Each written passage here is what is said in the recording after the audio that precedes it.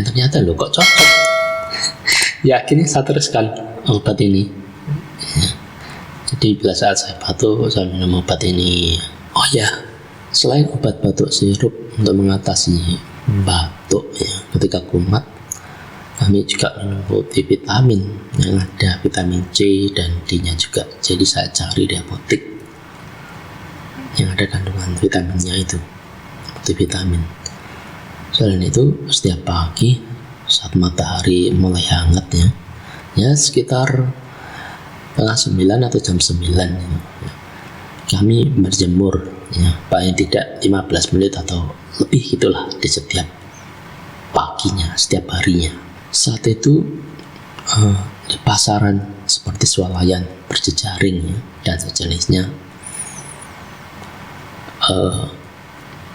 berdasarkan cerita dari orang, katanya agak sulit ya mencari vitamin UC itu ya, yang berupa cairan yang multivitamin dalam wadah botol itu. Dan juga susu merek Bear Brand ya, itu langka, kalaupun ada harganya mahal. Nah, menurut keadaan seperti itu, saya berpikir lalu sebagai gantinya ya sudah saya beli multivitamin generik gitu yang satu strip harganya berapa itu ya. Sempat beli, setelah habis satu merek coba ganti merek lainnya. Juga untuk memperbaiki daya tahan tubuh, kami membeli susu sapi mentah ya, yang kami rebus sendiri 1,5 liter itu harganya 15.000 kalau nggak salah ya. Kami pun juga beli buah apel ya, atau pir untuk kebutuhan imun atau pemulihan untuk kebutuhan tubuh katakanlah gitu, serta pemulihan kesehatan kami pada saat itu. Tetapi ya nggak setiap hari mampu membelinya, cuma sekali 2 kali udah. Dan juga bila hidung terasa tersumbat, maka kedua lubang hidungnya saya olesi dengan minyak kayu putih sedikit gitu, lalu lama-lama akan terasa plong. Sudah banyak ya botol minyak kayu putih yang kami beli. Jika sudah habis, beli lagi, habis, beli lagi ya. Bahkan sampai sekarang saya selalu itu sedia minyak kayu putih ya. Sejak kejadian itu udah tidak terhitung jumlah minyak kayu putih yang saya beli. Pada saat kami semua sakit, kami terpaksa ya tidak memberitahu siapapun. Kami mengisolasi diri lah di rumah sendiri, ngebleng. Ya terus terang kami takut ya bila dievakuasi ke rumah sakit, karena banyak kami dengar yang begitulah akhirnya ya kondisi mereka yang kebanyakan yang dievakuasi dari orang-orang ya, cerita dari orang-orang yang ada di masyarakat kami. Dan ini yang menakutkan ya. Hampir tiap hari kami mendengar ada orang di sekitar lingkungan di mana kami tinggal yang meninggal dunia. Entah, nggak tahu apa karena corona atau bukan, saya tidak tahu pasti. Tapi kejadiannya sepanjang itu.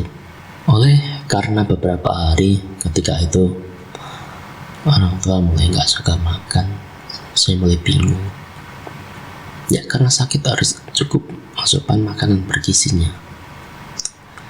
Dengan terpaksa ya saya yang harus keluar rumahnya dengan memakai masker yang double untuk membeli makan apapun yang beliau itu inginkan. Nafsu makan mereka benar-benar drop saat itu. Ini membuat saya takut ya. Mereka nggak mau makan nasi. Akhirnya kadang-kala ya makan bubur.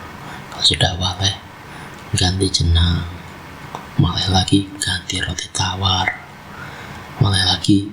Akhirnya sempat punya ide untuk singkong rebus, ubi jalar rebus, gedang rebus, dan lain-lain. jadi biar tidak waleh dan perut tetap terisi ya. Pokoknya perut mereka nggak boleh kosong, meskipun sedikit makannya tetapi harus terisi. Dan nggak apa-apa sesering-sering mungkin makan. Tanggal 1 Agustus 2021 hari Minggu, kondisi saya mulai membaik dan badan mulai terasa enakan.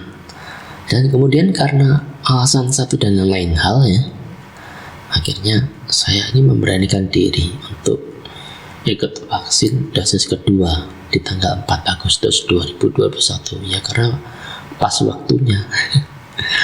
Nah, namun pada saat disuntik itu saya nggak merasakan apa-apa, tidak seperti pada dosis yang pertama dulu ya. Tetapi setelah beberapa jam ya, ketika berada di rumah, barulah efeknya mulai terasa ya, mulai terasa linu di bekas suntikannya. Dan hal itu menurut saya ya normal ya, karena keadaan saya dulu saat disuntik vaksin dosis pertama ya seperti itu. Nah, dosis 2 ini vaksinnya sama, Sinovac atau CoronaVac yang saya dapat. Di saat antri menunggu giliran ya untuk divaksin dosis kedua itulah bos saya WA yang isinya mengatakan kalau saya belum benar-benar sembuh jangan masuk kerja dulu. Dan saya mengiyakannya.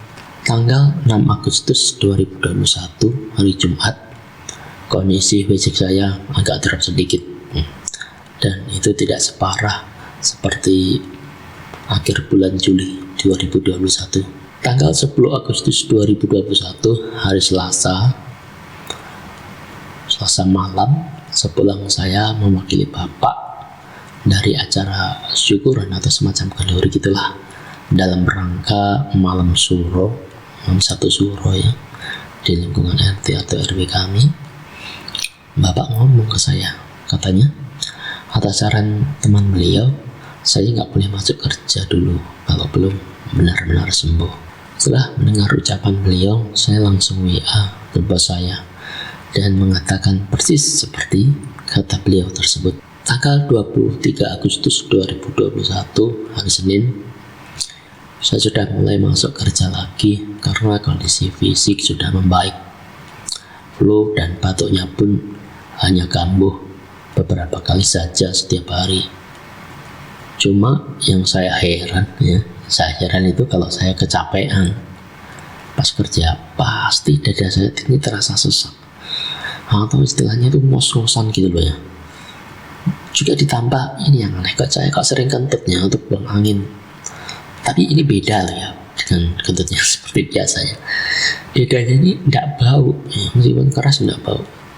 Nah ini saya sendiri juga heran kok bisa seperti itu ya.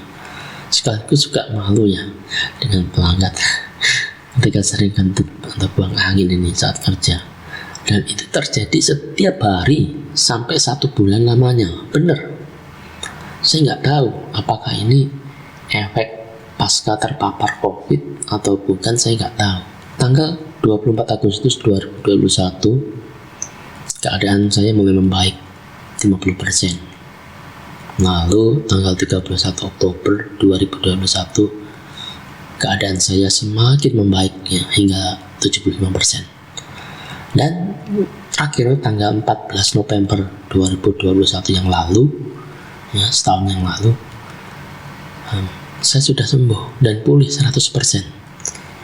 Tapi kedua orang tua saya ya masih saat itu sekitar 75-80% lah pulihnya. Tapi ya bersyukur banget mulai membaik semuanya. Itulah guys, panjang lebar cerita saya di konten kali ini.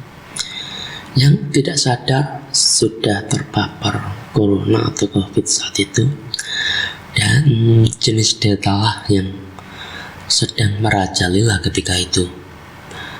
Meskipun saya selalu melaksanakan prokes atau protokol kesehatan dengan ketat, tetapi nyatanya masih bisa saja kena juga.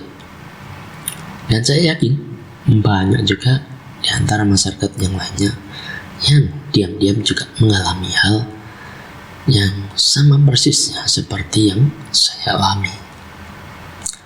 Oke, itu tadi cerita saya. Sekian dan selesai. Terima kasih, sampai jumpa lagi di video selanjutnya. Bye bye.